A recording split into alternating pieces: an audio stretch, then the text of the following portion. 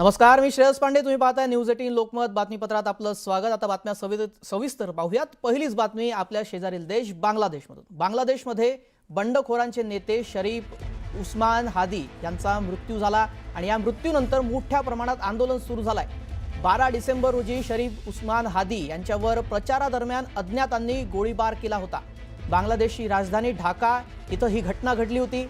हादी यांच्यावर सिंगापूरमधील रुग्णालयामध्ये उपचार सुरू असताना त्यांचा मृत्यू झालाय. बांगलादेशच्या माजी पंतप्रधान शेख हसीना यांच्या विरोधात झालेल्या आंदोलनामध्ये हादी हे सहभागी होते. शरीफ उस्मान हादी यांच्या मृत्यूनंतर बांगलादेशामध्ये पुन्हा एकदा तणावाचं वातावरण निर्माण झालंय.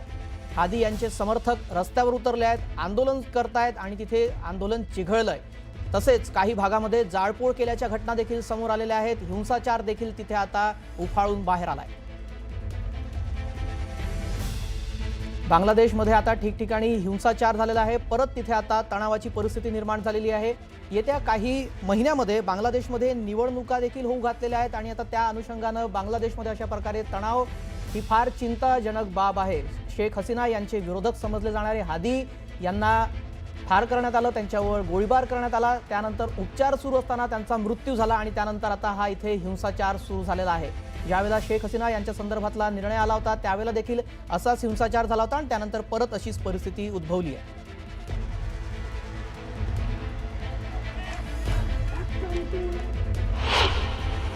दरम्यान हे उस्मान हादी कोण आहेत आपण त्यावर एक नजर टाकूयात. बांगलादेशमधील युवक राजकीय नेते म्हणून त्यांची ओळख आहे. सामाजिक आंदोलनातील प्रमुख व्यक्तिमत्व म्हणून त्यांचं तिथे नाव हे चांगलंच प्रचलित आहे. ते इन्कलाब मंच गटाचे प्रवक्ता होते. इन्कलाब मंच गट शेख हसीना विरोधी चळवळीशी संबंधित होता. हादी यांची शेख हसीना नेतृत्वावर टीका करणारे अशी ओळख होती.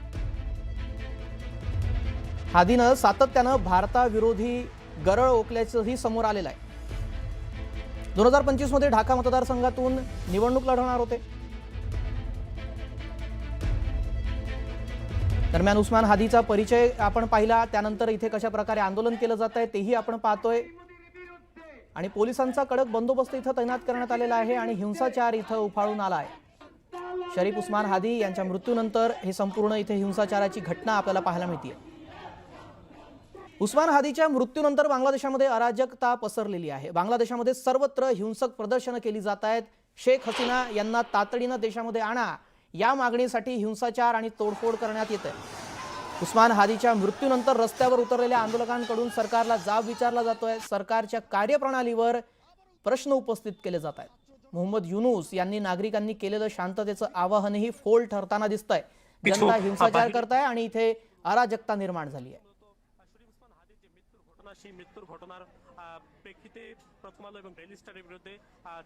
उस्मान हादीच्या मृत्यूनंतर कशा प्रकारे इथे जाळपोळ केली जाते आणि आंदोलनं इथे होत आहेत आणि हिंसाचार देखील इथे पाहायला मिळतोय आणि सरकारला प्रश्न विचारले जात आहेत. शेख हसीना यांना बांगलादेशमध्ये परत आणा, त्या भारतामध्ये शरणार्थी आहेत आणि त्यानंतर त्यांच्यावर कारवाई करण्यासंदर्भात आता इथे आंदोलन हे आता चिघळत चाललंय. अनेक ठिकाणी जाळपोळ केली जाते आणि ती दृश्य आपण पाहतोय.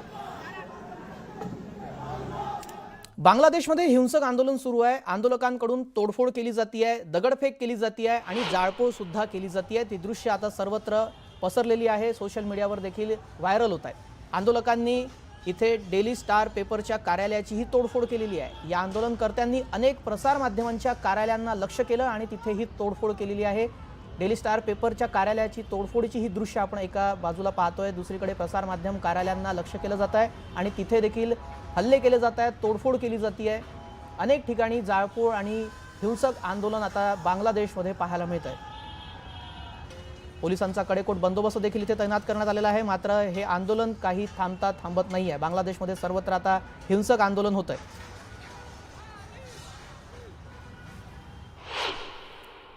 बांगलादेशमधली ही हिंसाचाराची दृश्य आपण पाहतोय. पोलिसांसोबत देखील आंदोलकांची चकमक झालेली आहे. तर दुसरीकडे पाहतोय भारतीय दूतावासासमोर देखील आंदोलन करण्यात आलेलं आहे. कारण भारतामध्ये शेख हसीना शरणार्थी आहेत आणि त्यांना त्यांच्या प्रत्यार्पणाची जी प्रक्रिया आहे ती भारताकडून होत नाहीये. त्यामुळे भारतावर देखील निशाणा साधला जातोय. आंदोलकांकडून शेख हसीना समर्थकांना अटक करण्यात आलेली आहे. युनूस समर्थकांवर हल्ला करण्यात आलेला आहे। ही 4 दृश्य आपण पाहतोय। पोलिसांसोबत ज्यावेळेला चकमक झाली ती दृश्य आहे। त्यानंतर भारतीय दूतावासासमोर आंदोलन करण्यात आलं आणि त्यानंतर शेख हसीना समर्थकांना पोलिसांकडून इथे अटक करण्यात आलेली आहे।